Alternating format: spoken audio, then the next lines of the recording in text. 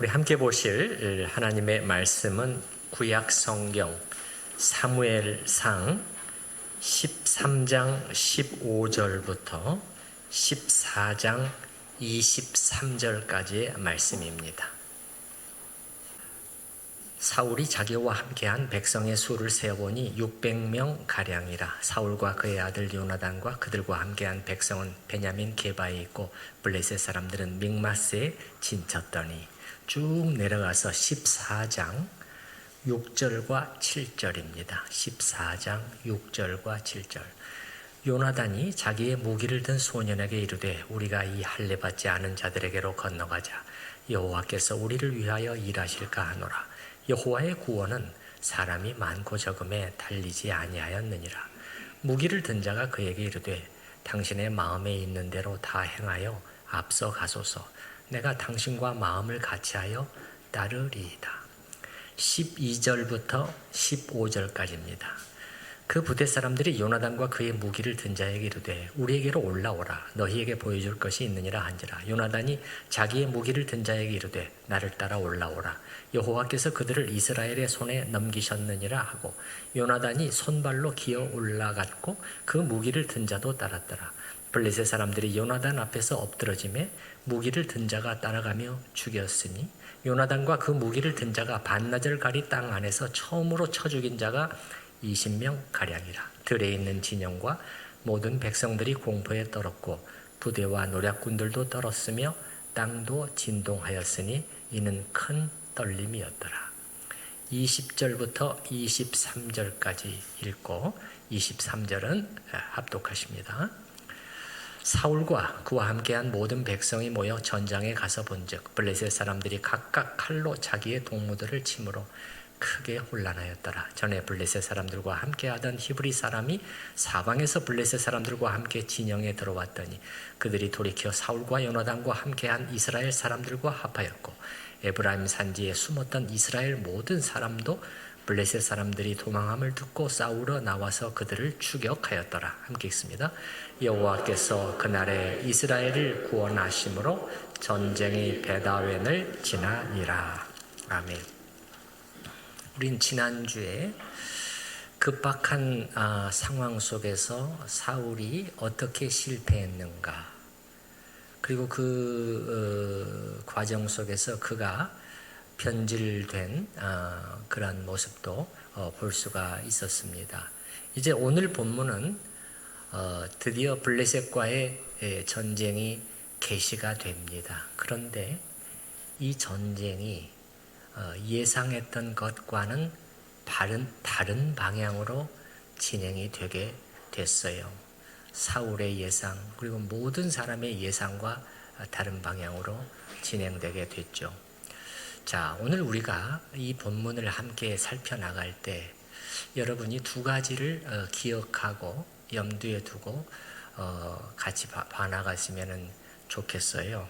첫 번째는 뭐냐면 여기 나와 있는 이 스토리는 만들어낸 이야기가 아니고 어떤 전설이나 동화, 신화를 기록해 놓은 것이 아니고 인류의 역사 속에서 실제로 일어났던 그 사실을 가감없이 기록해 놨다는 것입니다. 성경은 정직한 책입니다. 가장 정직한 책이에요. 그 다음에 두 번째는 뭐냐면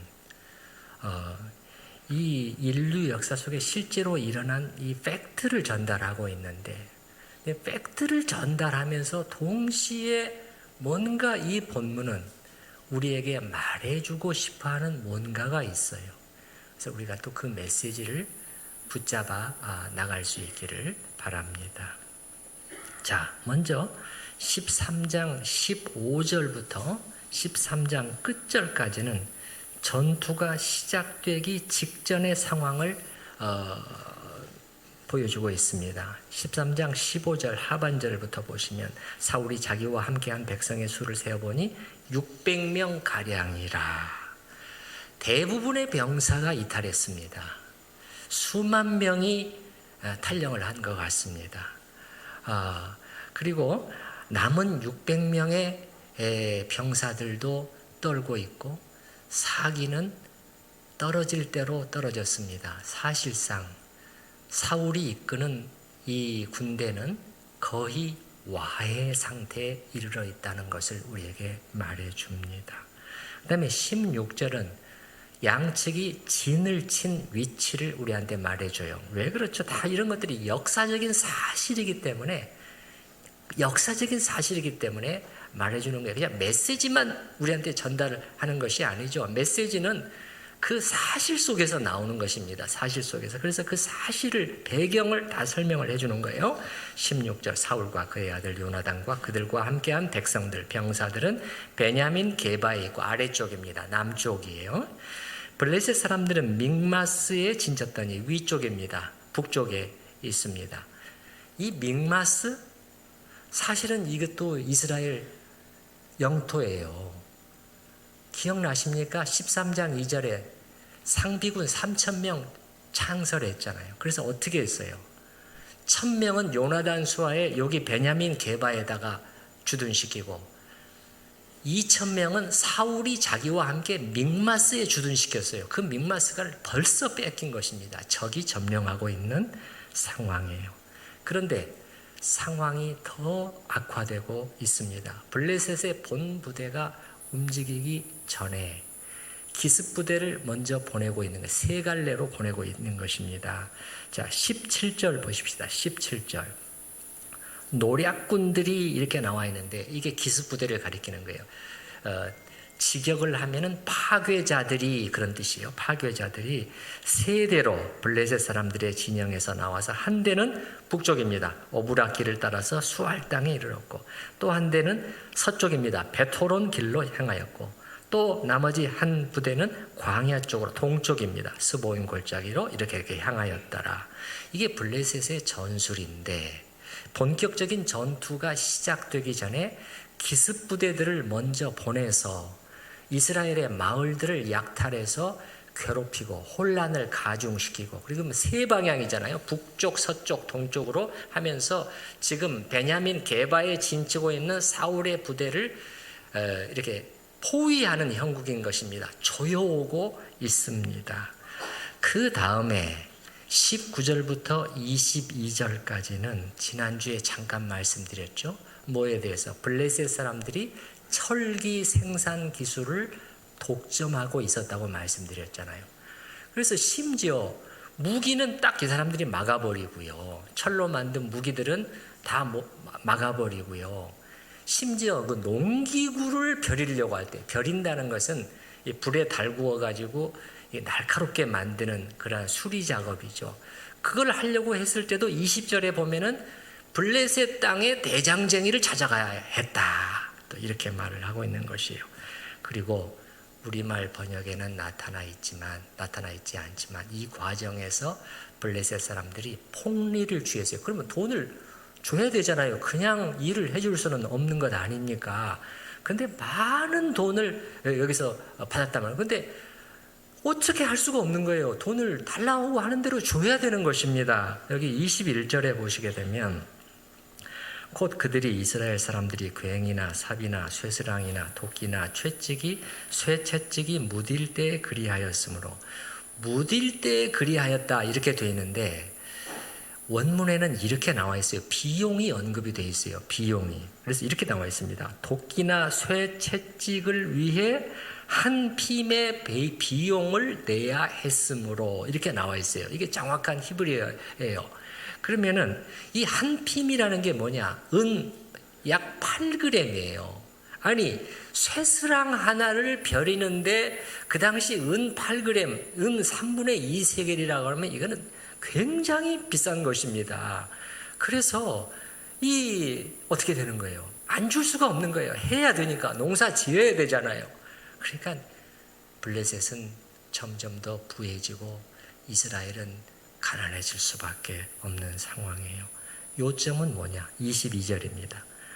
싸우는 날에 사울과 요나단과 함께한 백성의 손에는 칼이나 창이 없고 오직 사울과 그의 아들 요나단에게만 있었더라. 무기를 이 사람들이 무기 만들고 무기를 갖지를 못하게 하는 거예요. 쇠로 만든. 그러니까 사울과 그의 아들한테만 새로 만든 무기들이 있었고 나머지 백성들은 이제 뭐냐? 청동기죠. 청동기나 그 다음에 돌멩이, 그 다음에 나무, 곤봉이랄지, 돌은 물매 이런 거 있잖아요.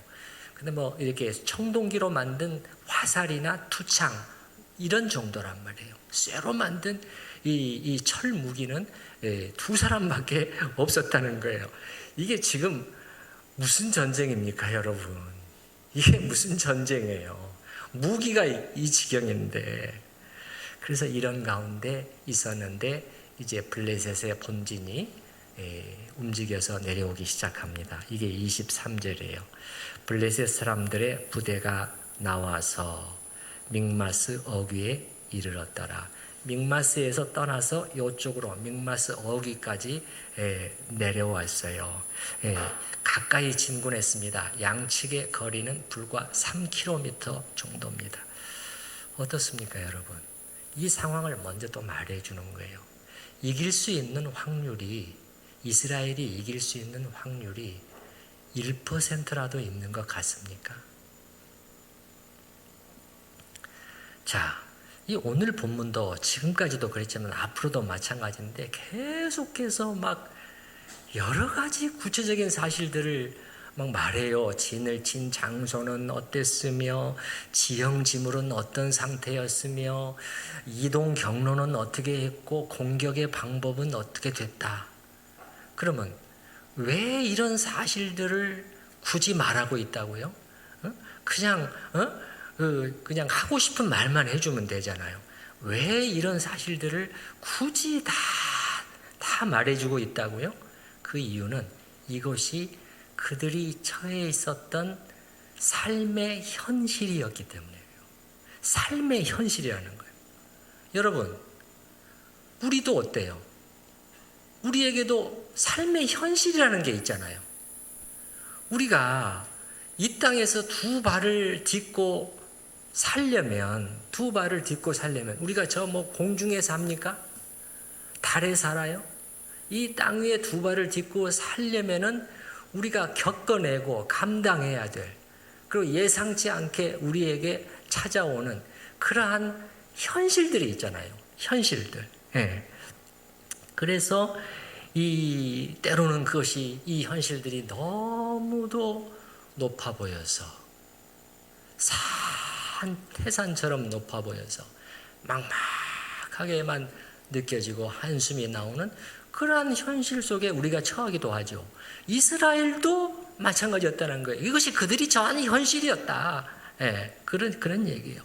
하나님의 말씀이 우리에게 주는 메시지는 뭡니까? 그러면 자, 이것이 그들의 현실이었는데, 그런데 그게 전부가 아니라는 거예요. 현실이 문제다. 우리는 늘 현실 탓만 합니다. 그렇잖아요? 그런데 이 속에서, 주어진 현실 속에서 우리가 어떻게 생각하고 어떻게 판단하고 어떻게 결정하고 어떻게 행동에 옮기는가, 그게 관건이라는 것을 우리한테 말해주고 있어요. 살펴나가면 알 수가 있습니다.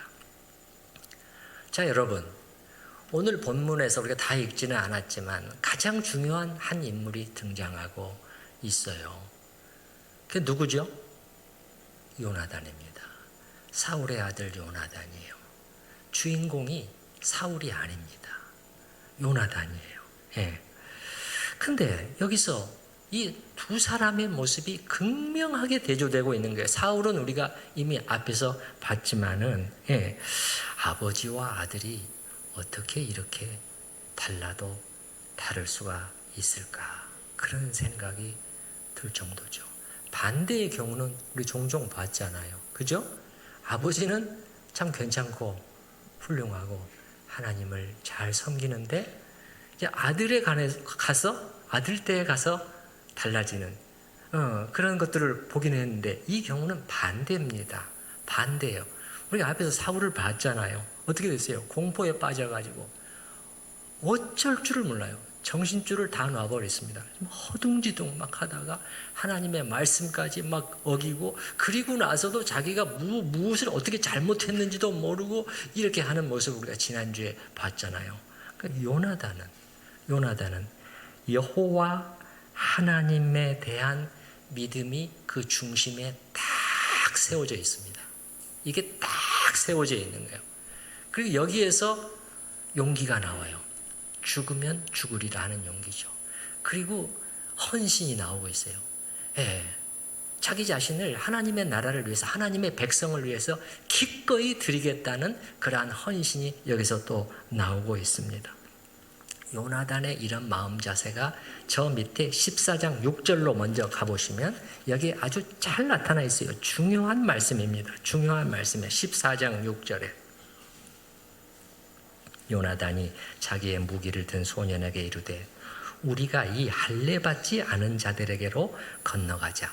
할례받지 않은 자들은 이방인들을 가리키는 것인데, 물론 조소적인 그런 의미도 있지만 사실 여기서는 그것보다는 언약이라는 의미가 지금 이 속에 지금 배어 있는 것입니다. 여러분, 할례라는 것은 뭐예요? 언약의 표징으로서 하나님께서 주신 것입니다. 아브라함을 택하시고 아브라함과 그 후손을 택하시고, 나와 너의 후손 사이에 영원한 언약의 표징으로서 할례를 전부 다 행해라. 하나님께서 그렇게 말씀하셨잖아요. 그렇기 때문에 여기서 할례받지 않은 자들이라는 것은 무슨 말이냐면은 하나님과 이스라엘 사이에 이 언약 그 바깥에 놓여 있는 사람들이라는 거예요. 그들은 언약의 바깥에 놓여 있는 사람들이야. 우리는 언약 안에 있는 사람들이잖아. 요나단이 지금 요 자세입니다. 그러면서 여호와께서 우리를 위하여 일하실까 하노라. 6절의 그 뒷부분에 보면은 여호와의 구원은 사람이 많고 적음에 달리지 아니하였느니라. 이게 정확하게 번역을 하면, 오늘 제가 번역을 조금 보완해 드려야 될 부분이 몇 군데가 있어요. 정확하게 번역하면 이렇습니다. 사람이 많든지 적든지 그 어느 것도 여호와께서 구원하시는 것을 막을 수 없느니라. 막을 수 없느니라, 이 단어가 여기서는 빠져 있어요. 우리말 번역에 막을 수 없다, 막을 수가 있는 것이 있느냐, 이렇게 말하면서 사람이 많든지 적든지, 사람이 많든지 적든지. 여러분, 이게 성경에서 나오는 일관된 진리 아닙니까, 여러분? 사람의 수, 병거의 수, 군병의 수, 거기에 하나님의 구원이 절대 달려 있지 않다 하는 것이, 제가 성경을 봤을 때는 예외로 말씀하고 있는 구절이 한 구절도 없었습니다. 사람이 많았기 때문에 우리가 이겼다, 그렇게 말할 수 있는 성경 본문이 한 군데도 없어요. 일관되게 말합니다. 사람이 많든지 적든지. 여기 보게 되면 그 아버지 사울은 어땠어요? 앞에 13장 11절에 보게 되면 블레셋 군대는 쫙 진치고 있는데 이 백성들은 무서워서 군병들은 흩어지기 시작했단 말이에요. 지금 사무엘한테 변명한다는 말이 그거였잖아요. 군병들이 다 도망가고 몇 명 남지가 않았는데, 그래서 제가 어쩔 수 없이 그렇게 했습니다. 이 변명이었잖아요. 숫자가 중요했어요. 숫자가 중요했어요. 요나단은 그게 아니라는 거예요. 사람이 많든지 적든지. 여러분, 여기 6절 말씀을 보게 되면 그가 세 마디를 하는데요, 이 세 마디 속에 모두 하나님이 들어있다는 사실을 여러분이 잘 보셔야 됩니다. 할례받지 않은 자들, 그럼 뭐예요? 우리는 하나님의 언약 백성. 두 번째는 여호와께서 우리를 위하여 일하실까. 여호와께서, 거기에 액센트가 들어가 있어요. 나는 그것을 기대하고 바라고 믿는다. 마지막 세 번째, 여호와의 구원은 사람이 많고 적음에 달리지 아니하였느니라. 이게 사울에게서는 잘 안 보인단 말이에요. 그에게는 블레셋 군대만 보였던 것 같아요. 블레셋 군대만 보였던 것 같아요. 저쪽을 보는데 바닷가에 모래와 같았다고 그래요. 쫙 블레셋 진영에 끝없이 펼쳐져 있는 블레셋의 군대를 보고, 그러면서 병거가 3,000대. 여러분, 이 현대전이라고 해도요, 적진을 바라보는데 탱크만 한 수백 대가 쫙 도열해가지고 포문을 이쪽으로 향하고 떨립니다. 3,000대요. 3,000대. 3,000개의 병거가 막 말이 하면서 막 그냥 이쪽으로 대들려고 하고 있고, 마병은 6,000명, 기병들은 6,000명이었단 말이에요. 그러면 사울은 이것만 보였단 말이에요. 떨리는 거죠. 요나단 보지 않았을까요? 인간인데 못 봤을까요? 또 조금도 떨리지 않았을까요? 사람인데 그럴 수가 있겠어요? 근데 그 순간에 그는 또 하나를 봤단 말이에요. 그 현실 뒤에 계신 여호와 하나님을 봤다. 그 하나님은 지금도 크고 두려우신 하나님이셨어요. 요나단은 크고 두려우신 하나님이셨단 말이에요. 여러분이 어떤 문제에 부딪히게 되었을 때, 어떤 어려운 상황에 처하게 되었을 때, 여러분에게도 현실이 있잖아요.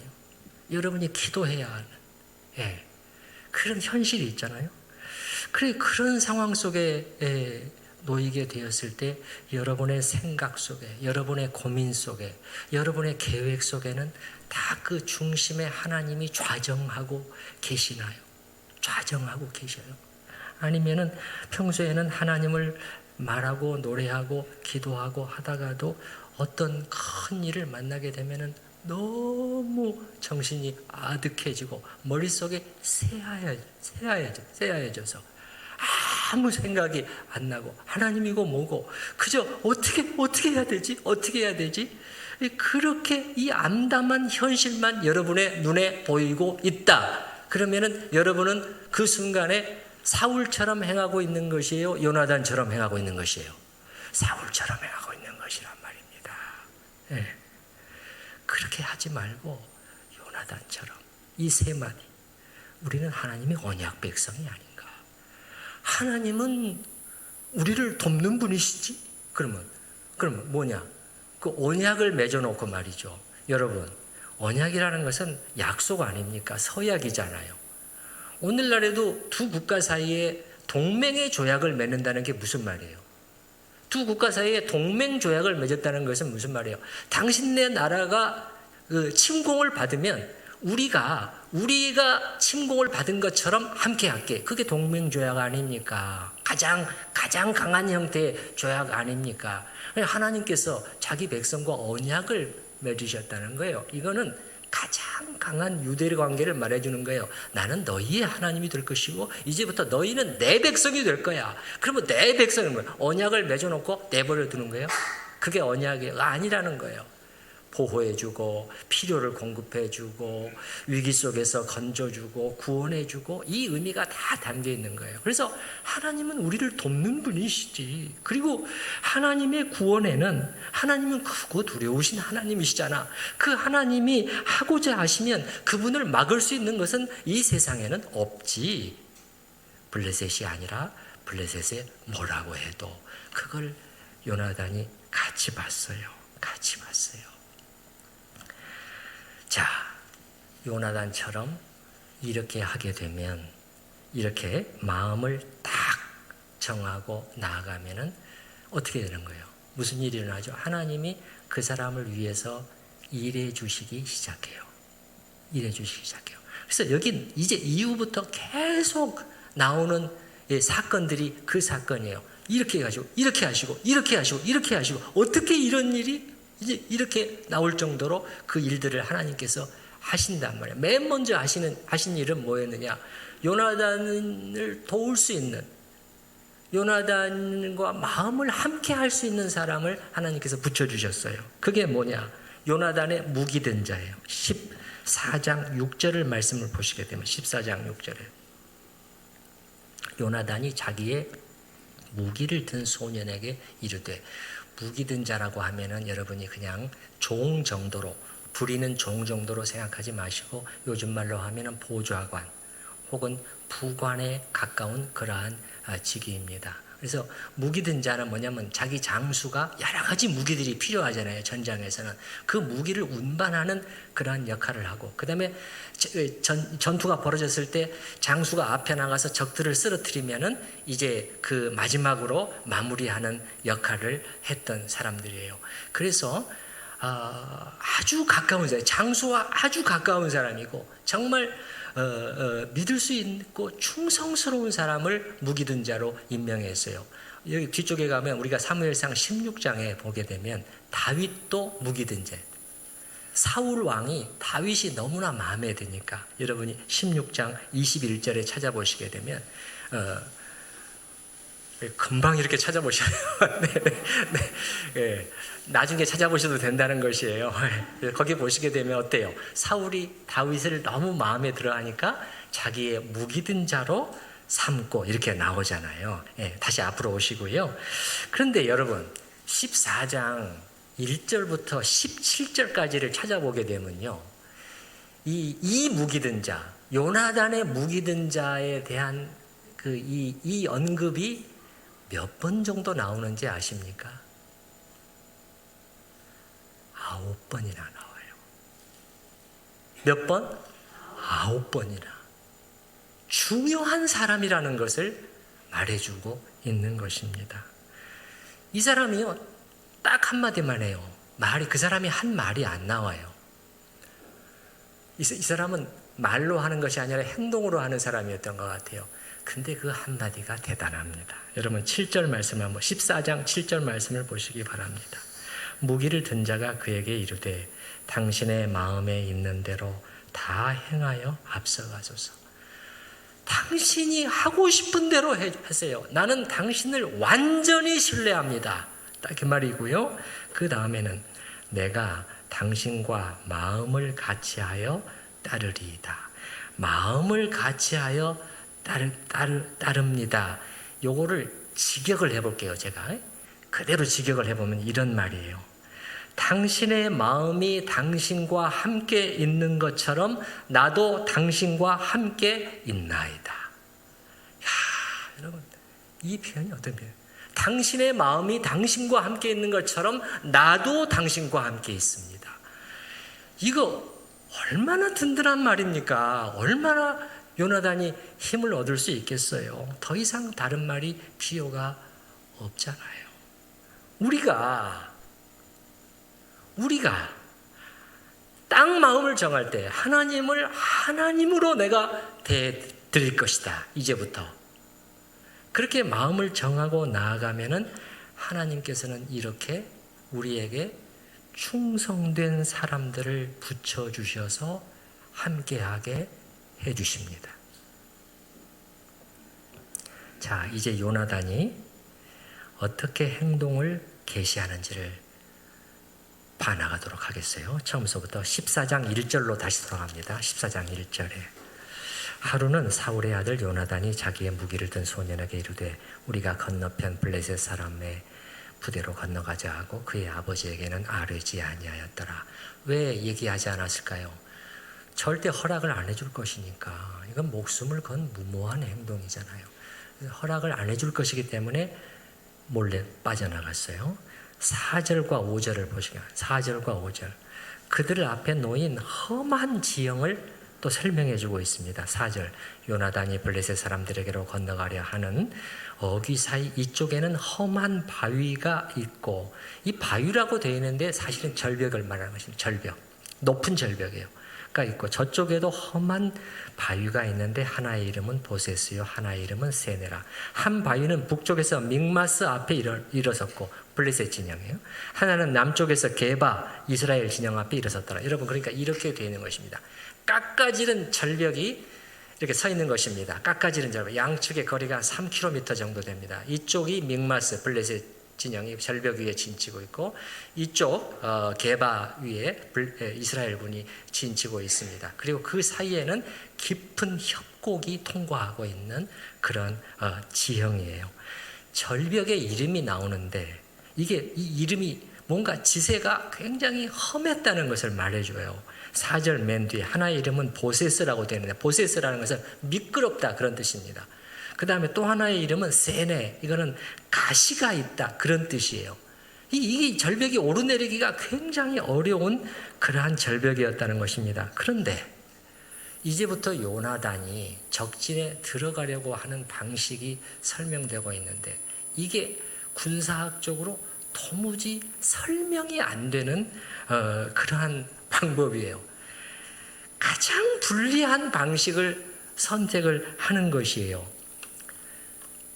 자, 단 2명이서 그 수많은 블레셋의 적진 안으로 들어가겠다는 것인데 그렇다고 할지라도 그나마 성공할 수 있는 유일한 방법이 있다면 뭐겠습니까? 뒤로 돌아서 적의 뒤통수를 치는 것입니다. 기습 방법을 선택을 해야 되는 건데 이게 그게 아닙니다. 정면이에요. 정면으로 돌파해요. 그것도 절벽 위를 기어 올라가서 치겠다는 것입니다. 적에게 완전히 노출된 상태입니다. 그러면 바라만 보고만 있겠습니까? 화살이나 가까이 오면 창을 던지고 이건 자살 행위에 가까운 방식이었어요. 자, 근데 이게 어떻게 보면은 이 굉장히 무모해 보이는 요나단의 방식인데 그런데 요나단이 무작정하고 이렇게 하지는 않아요. 하나님의 뜻을 확인하는 과정을 거칩니다. 그래서 9절과 10절의 내용이 그거예요. 그걸 제가 14장 9절과 10절의 내용이 이렇게 하겠다는 거예요. 작전 계획을 자기 수하한테 설명을 하는데 우리가 몸을 드러내면 저쪽에서 이제 반응이 올 것이다. 그 사람들이 말하기를 너네 그대로 꼼짝 말고 있어. 우리가 내려갈 거야. 그러면은 이건 하나님께서 우리에게 허락하신 이 방법이 아니야. 우리는 철수해야 될 것 같다. 그런데 만약에 그 사람들이 이쪽으로 올라와 봐. 이렇게 하면 그건 하나님이 그 사람들을 우리에게 넘겨주셨다는 그러한 나는 표징으로 받겠다. 이제 이렇게 작전 계획을 설명하고 있는 것이에요. 왜 이런 방식을 요나단이 썼는지 알 수가 없어요. 이 아이디어가 어디서 나왔는가? 하나님이 미리 알려주신 것인가? 그런 것 같지는 않아요. 그런 말이 없어요. 예. 아무튼 그는 가장 불리하고 불가능해 보이는 쪽을 하나님의 뜻으로 선택을 했다는 것입니다. 여러분 생각해 보시기 바라요. 적병이 낑낑거리고 뛰어내려와가지고 지친 그 사람들하고 싸우는 거하고 내가 그냥 막 험한 산을 이렇게 기어 올라가가지고 거기서 전투를 벌이는 거하고 어느 쪽이 더 유리하냔 말이에요. 뻔하잖아요. 근데 올라가는 쪽이 하나님의 뜻이라고 본 것이에요. 잘 알 수가 없어요. 근데 어느 한 주석학자가 이렇게 말을 하는데 적어도 이거 하나는 이제 명확해진다는 거예요. 뭐냐? 이렇게 했는데도 만약에 성공한다면 그거는 절대 자기 둘의 공로도 아니고 사람의 힘으로 이루어질 수 없는 일이라는 게 확실해지고 하나님께서 블레셋을 우리에게 넘겨주셨기 때문에 가능한 일이라는 것이 확실해진다는 것이죠. 확실해진다는 것이죠. 그래서 이제 두 사람이 이제 블레셋 그 앞에 가서 모습을 드러냅니다. 11절입니다. 그게 11절. 둘이 다 블레셋 사람들에게 보임에 블레셋 사람들이 이르되 이게 그냥 블레셋 군의 전초 기지의 보초병들을 가리키는 것이에요. 보라, 히브리 사람이 그들이 숨었던 구멍에서 나온다. 이 굉장히 조롱하고 있는 것인데요. 앞에서 우리가 봤잖아요. 숨을 만한 곳에는 다 숨었잖아요. 너무 무서워가지고 동굴에 숨고 무슨 뭐 웅덩이 속에 숨고 뭐 숲 속에 숨고 그랬잖아요. 예. 근데 여기서 히브리 사람이라는 것은 이방인들이 이스라엘 사람들을 또 경멸할 때 부르는 그 이름이에요. 그래서 여기 보게 되면 어떻게 하냐. 저 히브리 사람들이 짐승처럼 숨어 들어가 있다가 기어 나오네, 이제 기어 나오네 하면서 막 낄낄거리고 웃고 있는 것이에요. 그런데 그들의 입에서 나온 말이 올라오라는 거예요. 올라오라는 거예요. 12절입니다. 12절. 그 부대 사람들이 요나단과 그의 무기를 든 자에게 이르되 우리에게로 올라오라. 너희에게 보여줄 것이 있느니라. 보여줄 것이 있다는 건 쉽게 말해서 한 수 가르쳐 주겠다는 거예요. 본때를 보여주겠다는 뜻입니다. 한절아, 요나단이 자기의 무기를 든 자에게 이르되 나를 따라 올라오라. 여호와께서 그들을 이스라엘의 손에 넘기셨느니라. 하나님의 뜻이 확인됐습니다. 그런데 블레셋 군들은 이렇게 생각하고 있었을 거예요. 저자들이 여기까지 올라올 수 있겠어? 살아 올라올 수 있겠어? 뚫고? 아니 설령 올라온다고 해도 체력이 다 소모되어 있잖아요. 그때 박살내버리면 되잖아. 그래, 이렇게 생각을 하고 있었을 거란 말이에요.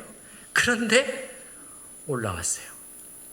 그리고 블레셋 군과 싸우기 시작했는데 20명을 쓰러뜨렸다고 말씀하고 있어요. 13절에 보시기 바랍니다. 13절에 요나단이 손발로 기어 올라갔고, 뭘로 기어 올라갔어요?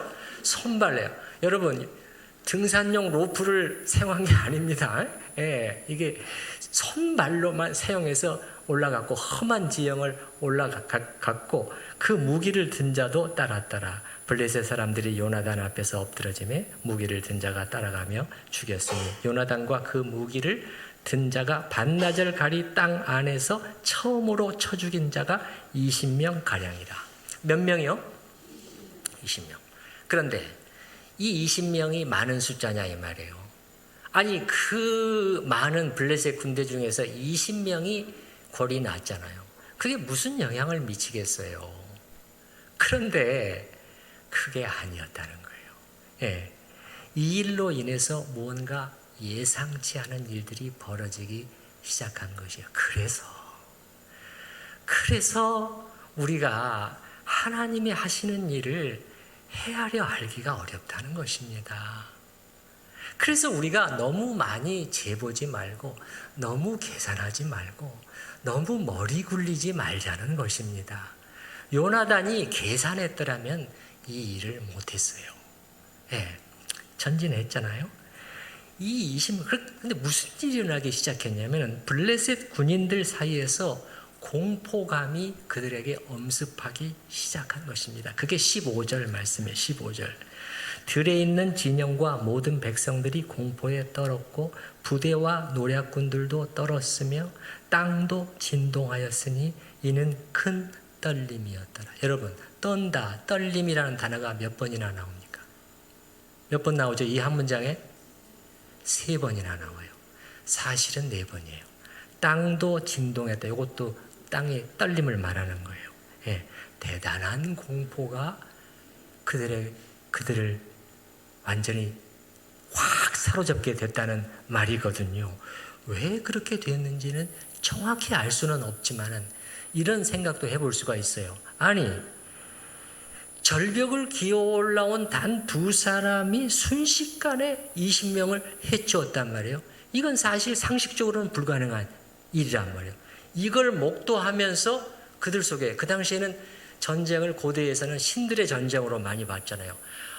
이건 이번 전쟁에서는, 오늘 전쟁에서는 우리 신들이 우리와 함께 하지 않는가 봐, 이런 생각이 그들에게 들었을 수도 있어요. 그리고 이때 지진이 또 일어났어요. 이것도 한 역할을 한 걸로 보입니다. 15절에 다시 한번 중간 정도에 보시게 되면 부대와 노략군들도 떨었으며 땅도 진동하였으니 이게 지진이 일어났다는 것이에요. 여러 가지가 지금 합쳐지면서 공포심이 극대화되고 있는 상황이에요. 그래서 블레셋 군은 한마디로 아비규환에 빠지게 되었어요. 정확한 이게 그 묘사라고 생각을 해요. 아비규환이었어요. 그래서 16절에 보게 되면은 이 베냐민, 여기 보시게 되면 베냐민 기브아에 있는 사울의 파수꾼이 바라보세요. 여러분 불과 3km라고 그랬잖아요. 파수꾼이 바라보는데 뭔가 적진이 이상한 것이에요. 이상해요. 요나단이 빠져나간 것을 자기 아직 모르고 있어요.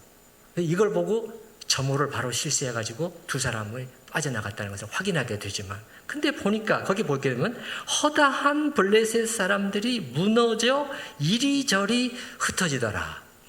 이 무너진다고 되어 있는 이 단어가 무슨 뜻이냐면 녹아내렸다는 뜻입니다. 여러분, 녹아내렸다는 것이에요. 그래서 벨하우젠이라고 하는 구약학자는 이 부분을 이렇게 표현해 봤어요. 그들의 진영은 파도처럼 요동치고 있었다는 거예요. 파도가 요동치는 것처럼 난리가 난, 막 녹아내리는 막강한 첨단 무기로 무장한 이 블레셋의 막강한 군대가 이렇게 무너지고 있는 모습을 묘사해 주고 있는 것이에요. 여러분, 한번 여기서 한번 보시기 바랍니다. 그래서 여기서 떨림을 말했는데, 자, 뭔가가 바뀌고 있어요. 뒤바뀌었습니다. 상황이 뒤바뀌었어요. 떠는 주체가 달라지고 있잖아요. 우리 13장 앞에 6절에서 7절 봤잖아요. 이스라엘 사람들이 다 도망갔잖아요. 요단강을 건너서 동쪽으로 막 도망가고 숨고, 나머지 사울과 함께한 600명의 군사들은 떨더라, 이렇게 되어 있는데, 오늘 14장 15절에 와서는 누가 떨고 있어요? 블레셋이 떨고 있습니다. 블레셋이. 그것도 대단히 크게 떨고 있어요. 우리 14장 15절 다시 한번 같이 읽어보십시다. 들에 있는 진영과 모든 백성들이 공포에 떨었고 부대와 노략군들도 떨었으며 땅도 진동하였으니 이는 큰 떨림이었더라. 이렇게 뒤바뀔 수 있으리라고는 조금 전까지만 해도 아무도 예측하지 못했어요. 그리고 여기 15절 맨 뒤에 여기 보면 큰 떨림이라고 되어 있잖아요. 이게 원어에서는 무슨 뜻이냐면 하나님의 떨림이었더라, 이렇게 되어 있어요. 하나님의 떨림. 그건 무슨 말이에요? 하나님이 보낸 떨림이었다는 거예요. 하나님이 보내신 떨림과 공포가 블레셋 진영에 꽉 차는 일이 생기게 되었다. 자, 그러면 이 말씀을 통해서 우리가 관찰할 수 있는 또 한 가지는 뭡니까?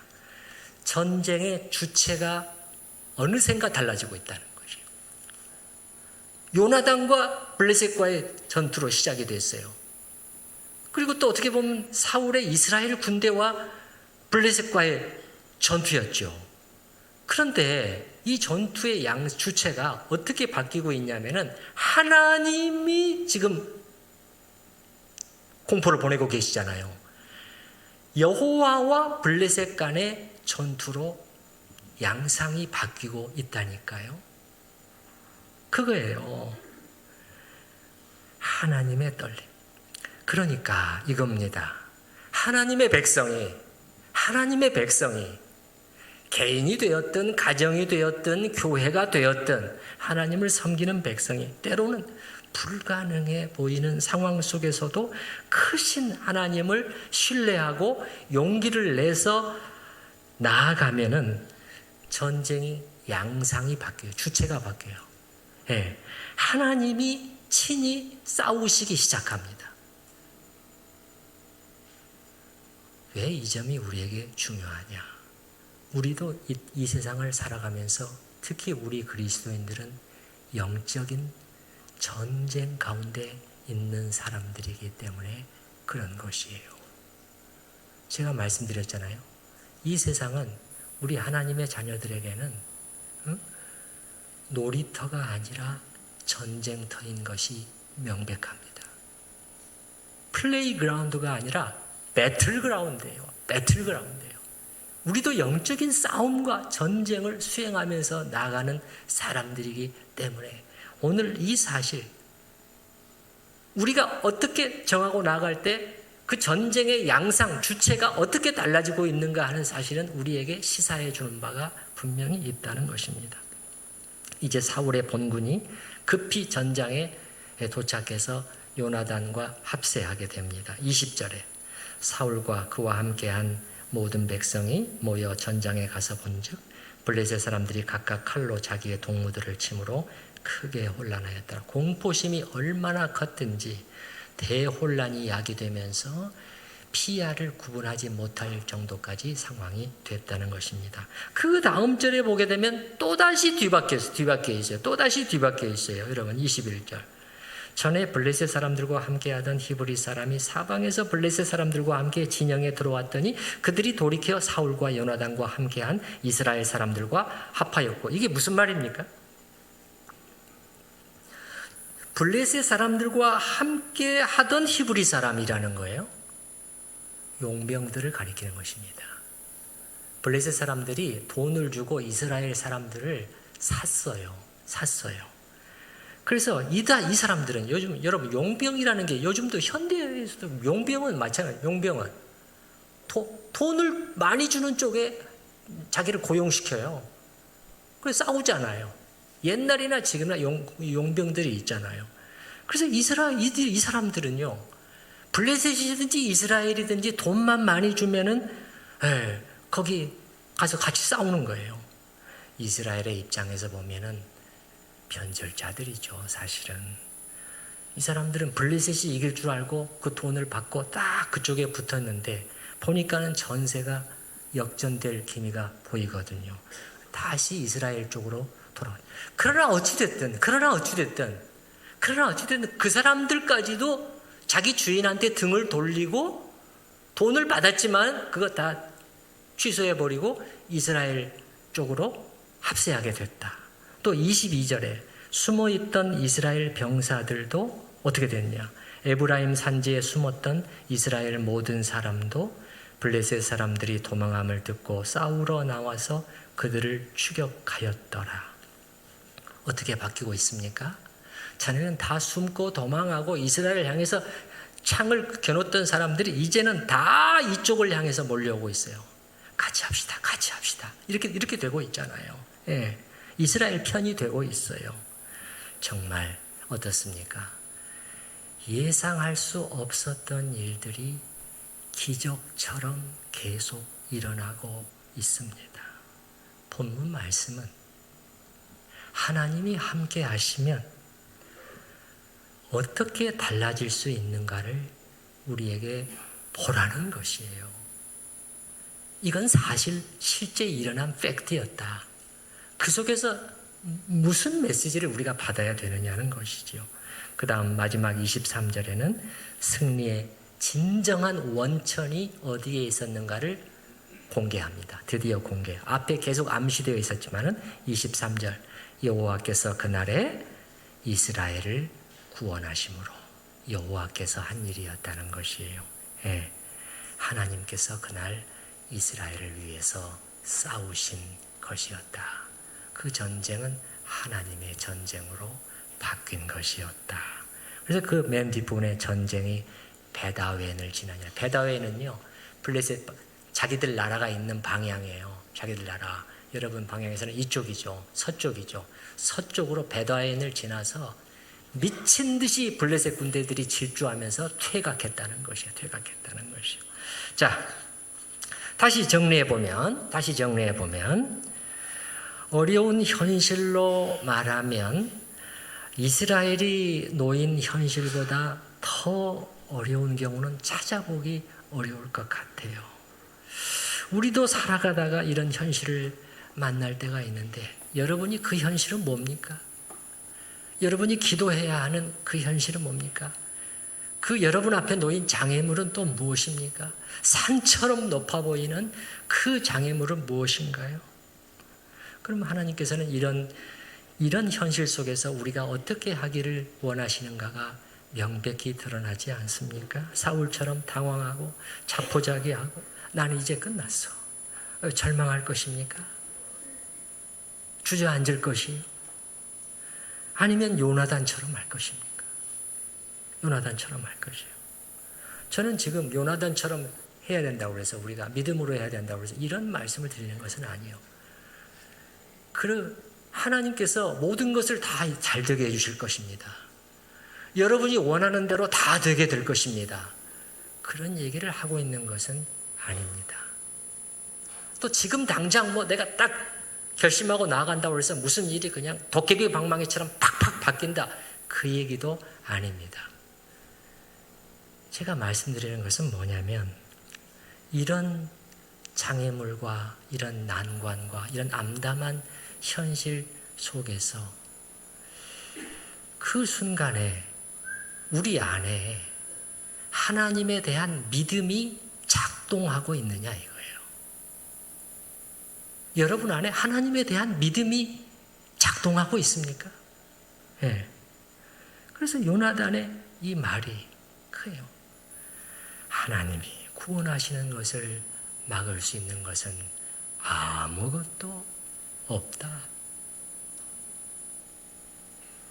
여러분, 하나님이 우리를 구원하시고자 하실 때, 건져내시고자 하실 때, 뚫고 나아가게 하고자 하실 때 막을 수 있는 것이 이 땅에 있습니까? 이 땅에 있어요? 없죠. A.B. 심슨이라는 그 목사는 장로교 목사였는데 사역을 하다가 인생의 큰 고비를 맞게 되었습니다. 중년의 나이에 많이 지치고, 그리고 중병이 들었어요. 몸에 중병이 들었어요. 회복하기가 어려운 중병이 들고, 그래서 크게 낙심이 되고 모든 걸 다 내려놓고 혼자 이렇게 시간을 보내면서 하나님 앞에 나아갔습니다. 기도하고 하나님을 생각하면서 묵상을 했는데, 어디선가 어느 날 무슨 노래가 들려오는데 이 찬송가였던 것 같아요. 찬양이었던 것 같아요. 근데 한 가사가 자기의 마음속에 딱 들어와서 꽂힌 거예요. 그게 뭐냐면은 아무것도 예수님께는 불가능한 것이 없네. 그거였거든요. 그래요. 예수님께는 불가능한 것이 없죠. 우리도 이거 잘 알고 있습니다. 다 아는 사실이에요. 그런데 그날은 심슨 목사의 이 진리가, 예수님께는 불가능한 것이 없다는 이 진리가 그의 영혼을 흔들어 깨우게 된 것이에요. 그 사실을 정말 믿게 됐다는 것입니다. 이게 성령께서 이 진리를 조명해 주신 거죠. 그 순간에. 그래서 이 성령의 조명이 임하게 되면은 진리가, 신학적인 진리가, 진리의 실체가 딱 열리게 됩니다. 그러면서 확 눈이 열리면서 다가오게 되는 것이죠. 그래서 심슨 목사의 마음속에 확신이 찾아오게 됐어요. 그래, 예수님이 하고자 하시는 일을 어느 것이 막을 수 있단 말인가. 확신이 쫙 그를 사로잡으면서 기쁨이 그의 마음속에 밀려들어 왔습니다. 그리고 이제 나중에 그의 건강도 회복이 되고, 그는 주님을 위해서, 하나님의 나라를 위해서 힘차게 사역을 하다가 76세의 나이로 세상을 떠나게 되었는데, 그의 사역을 통해서 미국의 CMA라고 하는 한 교단이 만들어지게 됐어요. 많은 사역자들이 그와 함께 하려고 하고, 또 많은 그 성도들이 오는 바람에 한 교단이 만들어질 정도였고, 선교 사역을 아주 많이 하는 그런 교단입니다. 지금도 있는 교단이에요. 그리고 심슨 목사는 우리가 부르는 찬송가 중에도 그 찬송가 주와 같이 길 가는 것 아시죠? 그 찬송가를 쓰신 분이에요. 맺습니다. 요나단이 모든 사람이 다 포기한 상태에서 숫자가 많든지 적든지 하나님이 구원하시고자 할 때 막을 수 있는 것은 아무것도 없다. 그는 그야말로 하나님을 믿되 전심으로 믿었던 것 같아요. 전심으로. 하나님의 말씀에 있는 그대로 믿었습니다. 하나님의 말씀에 있는 그대로 믿었습니다. 그랬을 때 하나님께서는 그를 위해서 일하시기 시작했고, 척척척척 예상할 수 없는 그러한 일들이 일어났고, 전세는 완전히 바뀌게 되었어요.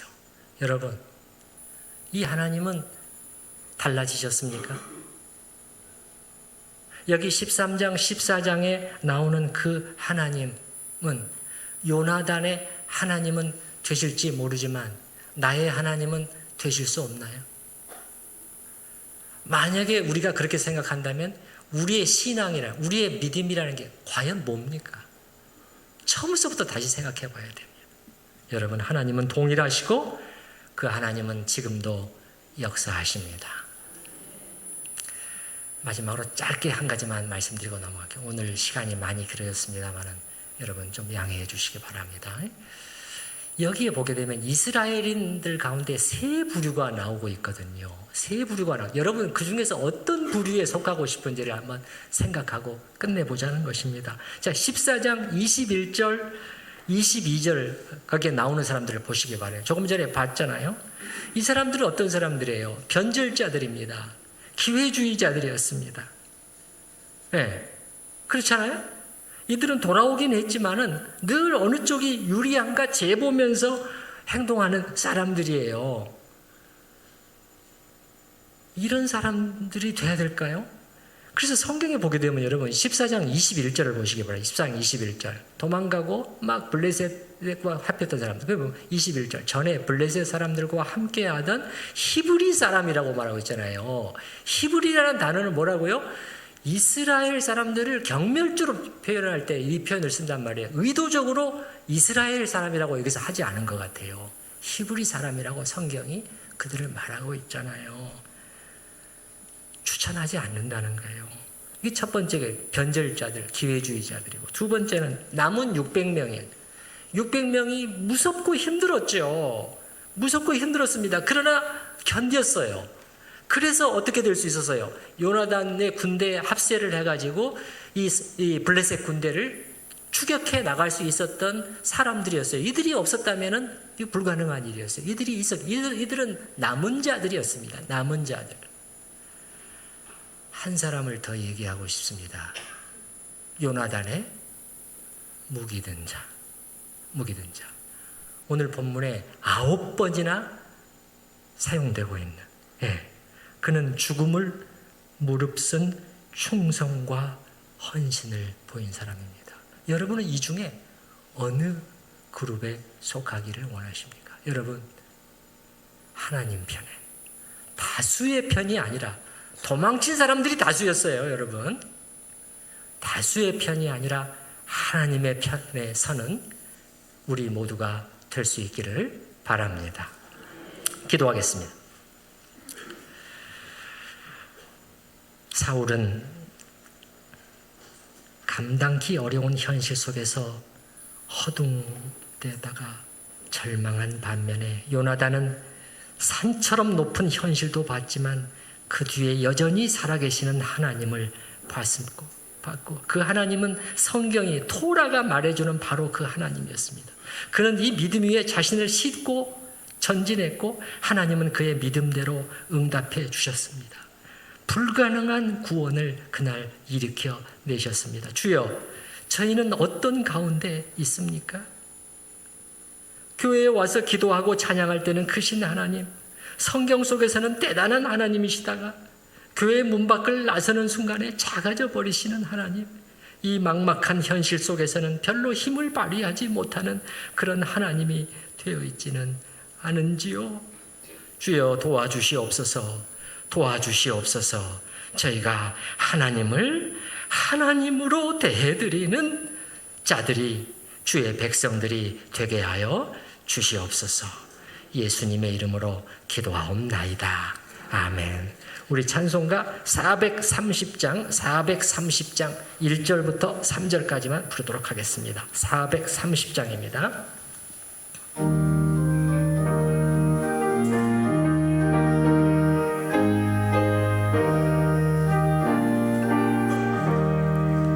주와 같이 길 가는 것 즐거운 일 아닌가. 우리 주님 걸어가신 발자취를